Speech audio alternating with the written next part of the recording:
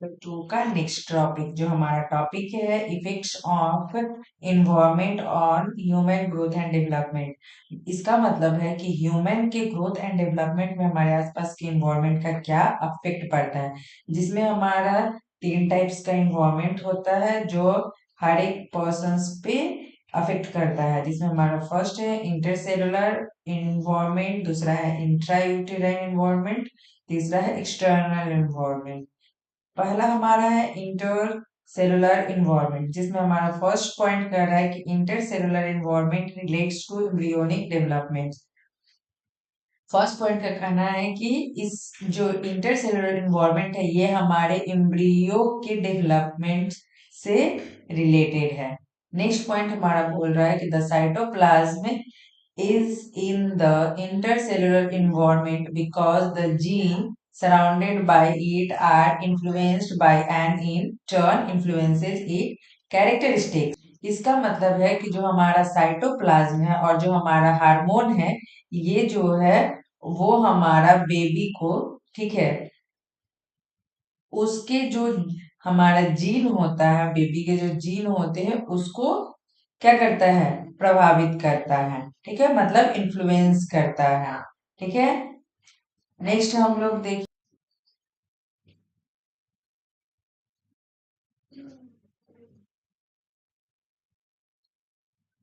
Next point हमारा है endocrine glands and hormones produce another inter cellular influence. इसमें इसका मतलब है कि जो हमारा एंडोक्राइन ग्लैंड्स है और जो बाकी हार्मोन्स है वो जो है वो एम्ब्रियो के डेवलप में बहुत ही इंपॉर्टेंट रोल निभाते हैं। ठीक है, नेक्स्ट हमारा बोल रहा है मे congenital deformities are the result of over active और अंडर एक्टिव एंडोक्राइन फंक्शन। इसमें हमारा बोल रहा है कि जो तीन तीन पॉइंट आप इसके पहले देखे हैं कि इसमें हमारा हार्मोन साइटोप्लाज्म कितने हमारे लिए महत्वपूर्ण थे। ठीक है, मतलब हमारे एम्ब्रियो के जीन को डेवलप करने में कितना इंपॉर्टेंट रोल था उनका। ठीक है, बट इसमें हमारा लास्ट पॉइंट में क्या बोल रहा है कि अगर यही जो हमारा एंडोक्राइन फंक्शंस है, मतलब ये जो हार्मोन सिक्रीट कर रहा है एंडोक्राइन ग्लैंड, ये अगर मतलब या तो ज्यादा एक्टिव हो गया है, मतलब ज्यादा हार्मोन सिक्रीट कर रहा है, ठीक है, या फिर बहुत कम सिक्रीट कर रहा है हार्मोन्स, तो इसके कारण जो एम्ब्रियो है, ठीक है, वो आगे चल के उसका ग्रोथ एंड डेवलपमेंट में प्रॉब्लम होगा, जिसको हम लोग लास्ट में जब बेबी बर्थ होता है तो हम लोग बोलते हैं कि इसको कोई अगर कंडीशन है, डिजीज कंडीशन है, तो हम लोग बोलते हैं कि इसको कंजेनाइटल डिफॉर्मिटीज है। ठीक है, जैसे हमारा क्लेफ्ट लिप, क्लेफ्ट पैलेट होता है। ठीक है, जैसे आप लोग देखते हो किसी का लिप कटा होता है। ठीक है, तो ये सब चीज हमारा हार्मोन सबसे रिलेटेड होता है। ठीक है, नेक्स्ट सेकेंड नंबर हम लोग देखेंगे intra uterine environment. Intra uterine environment में हम फर्स्ट पॉइंट देखेंगे कि intra uterine environment shelters the baby during prenatal life. ठीक है, इंट्रायूटेराइन इन्वायरमेंट हम लोग इसको बोलते हैं, शेल्टर का मतलब होता है घर। ठीक है, तो जिस टाइम हम लोग जो फर्स्ट देखे हैं इंटरसेलुलर इन्वायरमेंट, तो इसमें हमारा होता है कि जब एक ओवम और स्पर्म फ्यूज करके जो एम्ब्रियो डेवलप करता है, सो और इंट्रा यूटेराइन का मतलब वही एम्ब्रियो जो जब जा करके यूटेराइन से अटैच हो जाता है। ठीक है, मतलब कि यूटरस में अटैच हो जाता है अपना ग्रोथ एंड डेवलपमेंट के लिए, उस इन्वायरमेंट को बोलेंगे इंट्रा यूटेराइन इन्वायरमेंट। ठीक है, जिसमें हमारा जो बेबी रहता है वो प्रॉपर तरीके से सेफ रहता है। नेक्स्ट हमारा सेकेंड पॉइंट बोल रहा है in the womb the growing organism is surrounded by amniotic fluid and attached to the mother by the umbilical cord. इसमें बोल रहा है कि जो बेबी है वो एमनियोटिक फ्लूइड से घिरा रहता है। ठीक है, मतलब सराउंडेड मतलब चारों तरफ से उसका एमनियोटिक फ्लूइड रहता है, एक पाउच रहता है। ठीक है, जिसमें बच्चा रहता है और उस पाउच में एमनियोटिक फ्लूइड रहता है। ठीक है, और वो तो बेबी क्या है, एक पाउच में है, बट वो माँ से कैसे जुड़ा होता है, इसमें क्या बोल रहा है एंड। ठीक है, and attached to the mother by the umbilical cord. ठीक है, यूट्रस में अगर है तो वो मदर से क्या रहेगा, अटैच रहेगा, लेकिन किस चीज के थ्रू वो अटैच रहेगा मदर से, अम्बिलिकल कोड के थ्रू।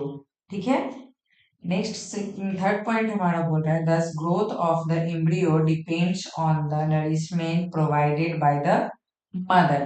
ठीक है, इसमें हमारा बोल रहा है कि जो भी हमारा एम्ब्रियो है मतलब बेबी है, ठीक है, उसके डेवलपमेंट के लिए, ठीक है, वो अपना खुद का डेवलपमेंट के लिए जो मदर होती है, ठीक है, उसके नरिशमेंट पे, ठीक है, मदर के नरिशमेंट पे वो डिपेंड रहता है। ठीक है, जो भी मदर खा रही है, क्या खा रही है नहीं खा रही, उससे उसको जो पोषण मिलता है उस पे मतलब वो डिपेंड रहता है।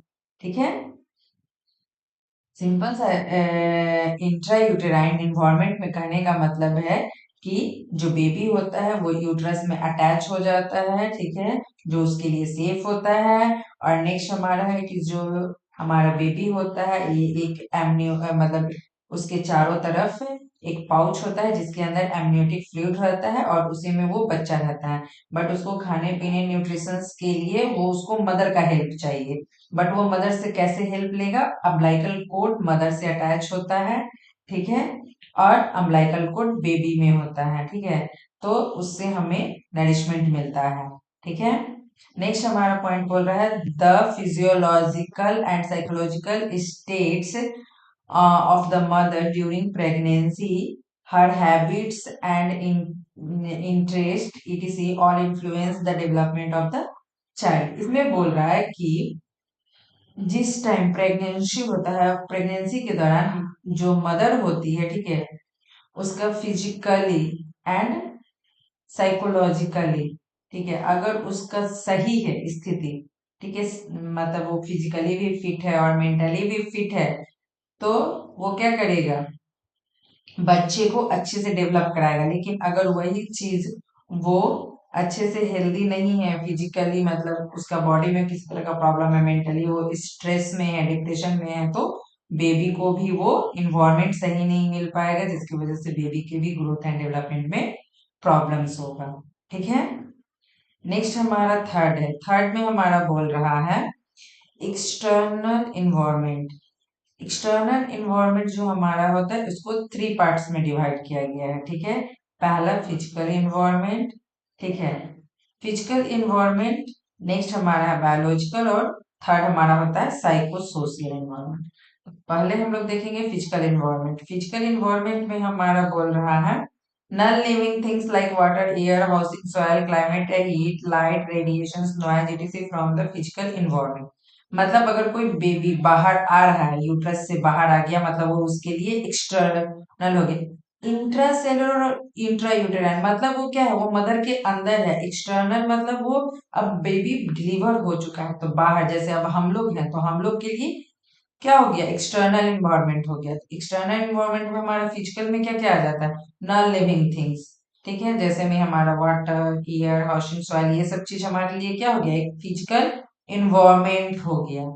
ठीक है, नेक्स्ट हमारा इसमें क्या बोल रहे हैं, second point, this affect this affect the body and the mind of the growing child. ये जो है, ठीक है, जो हमारा फिजिकल इन्वायरमेंट है ये बॉडी के, बॉडी और माइंड के, ठीक है, डेवलपमेंट करने में थोड़ा अफेक्ट करता है। अगर आप अच्छे से घर में रह रहे हो, फ्रेश एयर ले रहे हो, फ्रेश वाटर ले रहे हो, ठीक है, क्लाइमेट में भी एडजस्ट कर पा रहे हो, ठीक है, तो ये सब चीज की वजह से आपका बॉडी, ठीक है, मतलब किसी के भी बच्चे का बॉडी और माइंड अच्छे से ग्रो करेगा। लेकिन यही सब चीज अगर अच्छा नहीं है, मतलब या तो कुछ ज्यादा ही खराब है या फिर कुछ ज्यादा ही पुअरिंग हाउसिंग वगैरह है, तो वो हमारे बच्चे को ग्रोथ एंड डेवलपमेंट में प्रॉब्लम कर देता है।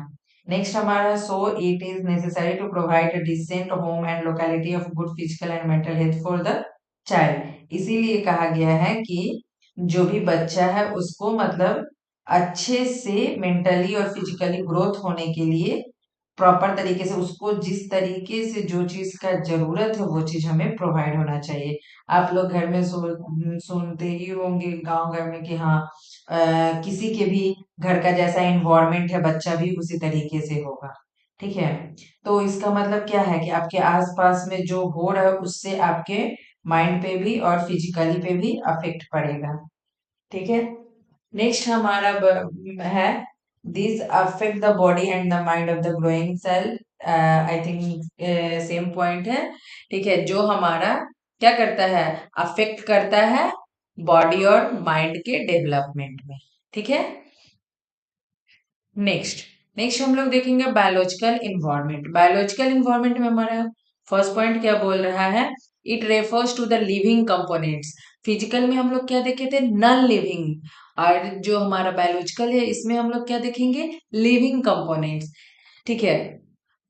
इसमें हमारा क्या बोल रहा है, of man external environment which consist of plants animal insect bacteria and virus.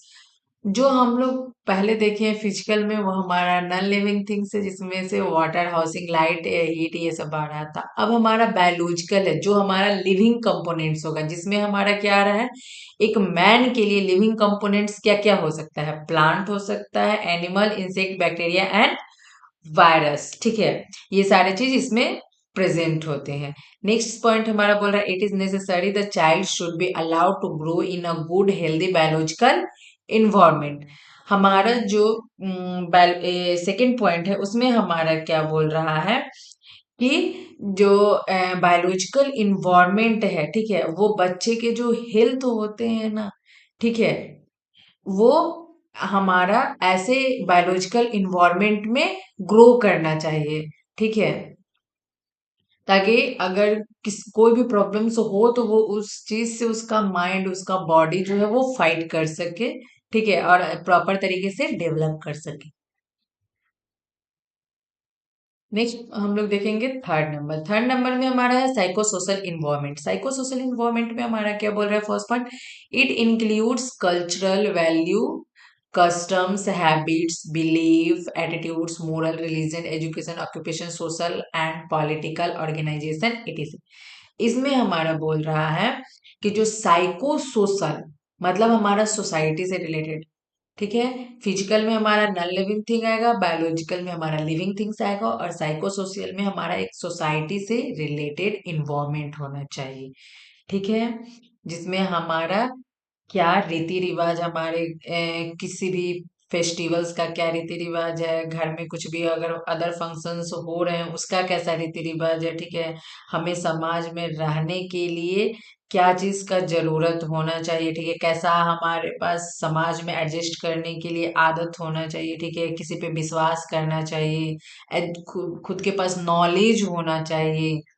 ठीक है, इसको हम लोग बोलते हैं साइको सोशल। नेक्स्ट हमारा है parents, member of the family, friends, classmates, neighbour, teachers, mass communication and recreation are also include in the environment.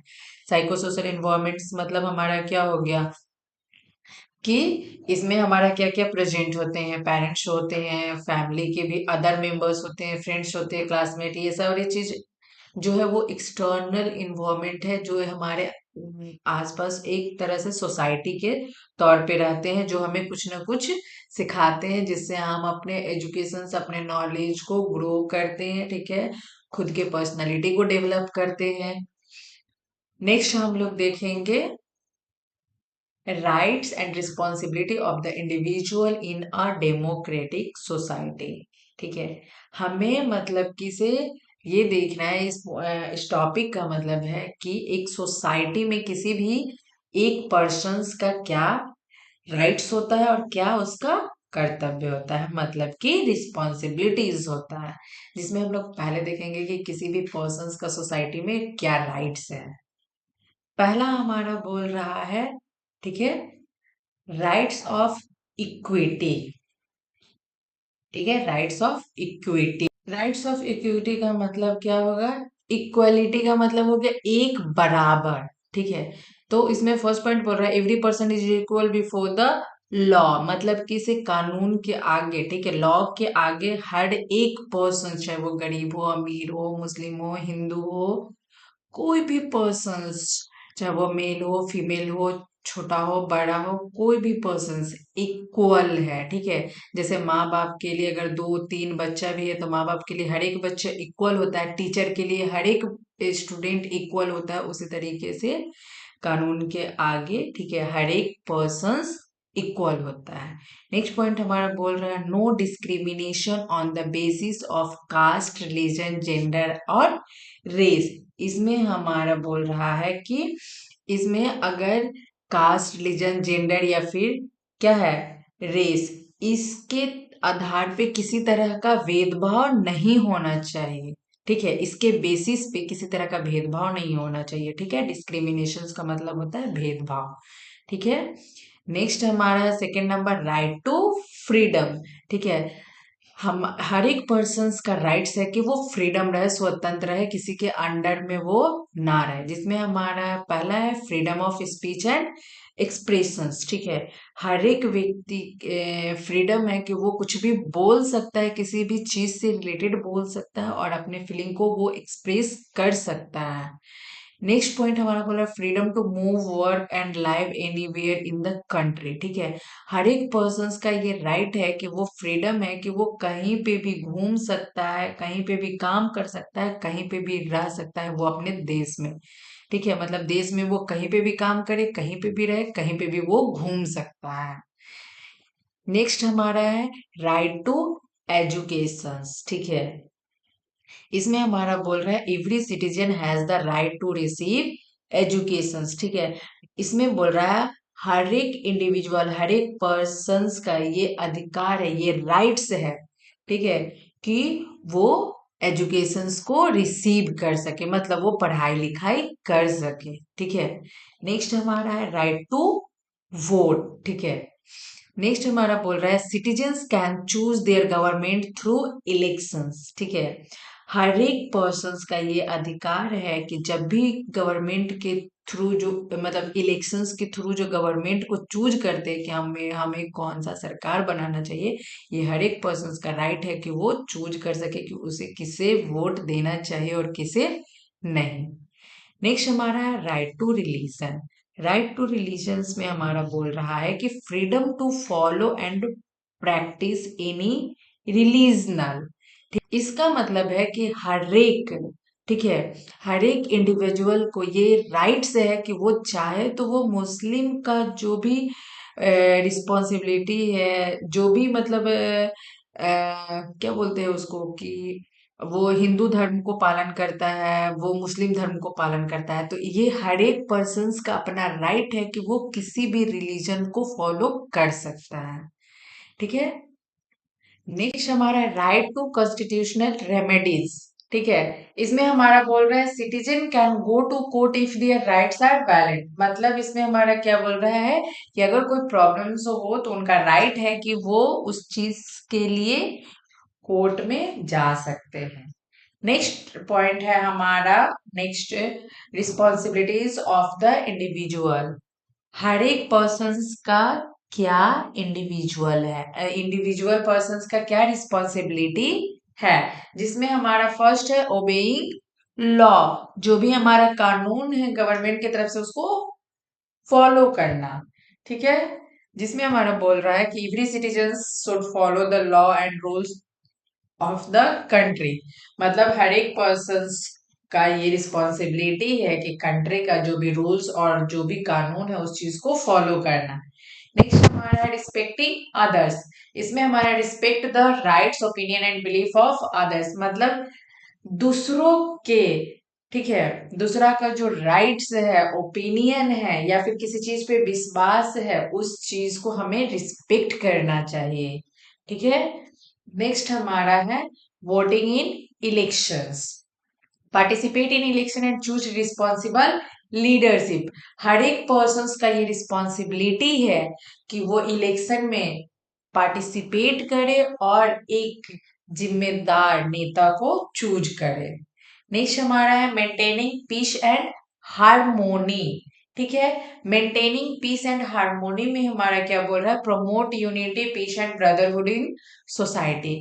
मतलब सोसाइटी के साथ हमें एक तरह से यूनिटी बना के रखना चाहिए, शांत रहना चाहिए हमारे सोसाइटी में, और एक भाईचारा बना करके रखना चाहिए। कभी कभी हमें कुछ प्रॉब्लम्स हो तो हमारे सोसाइटी वाले ही इस चीज को सपोर्ट करते हैं। नेक्स्ट हमारा है प्रोटेक्टिंग पब्लिक प्रॉपर्टी। इसमें हमारा बोल रहा है public property should be used carefully and not damage. मतलब जो भी हमारा पब्लिक प्रॉपर्टी है, जो सिर्फ आप और आपके फैमिली मेंबर नहीं, हर एक पर्सन उस चीज को यूज कर सकता है, उसको पब्लिक प्रॉपर्टी कहते हैं। तो उसको हमको केयरफुली यूज करना है, ठीक है। उसको डैमेज तोड़ फोड़ नहीं करना है, ठीक है, ताकि दूसरों को भी यूज करने में प्रॉब्लम्स ना हो। नेक्स्ट हमारा पेइंग टैक्सेस। इसमें हमारा बोल रहा है सिटीजन शुड ऑनेस्टली पे टैक्सेस फॉर नेशनल डेवलपमेंट। इसमें हमारा बोल रहा है कि हर एक पर्सन का ये रिस्पॉन्सिबिलिटी है कि अपने देश के डेवलपमेंट के लिए, ठीक है, अपने देश के डेवलपमेंट के लिए जो भी गवर्नमेंट ने टैक्स, ठीक है, टैक्स फिक्स किया है उसको ईमानदारी पूर्वक पे करना है। नेक्स्ट हमारा है protecting the environment. Keep the environment clean and safe. हम अपने इन्वायरमेंट को कैसे बचा करके रख सकते हैं? अगर हम इन अपने आसपास के एरिया को अगर साफ सुथरा स्वच्छ रखेंगे तो हम अपने आसपास के एरिया को प्रोटेक्ट करके रखेंगे। Okay, thank you student. आज हम लोग का सेकेंड चैप्टर कंप्लीट होता है। Thank you for support.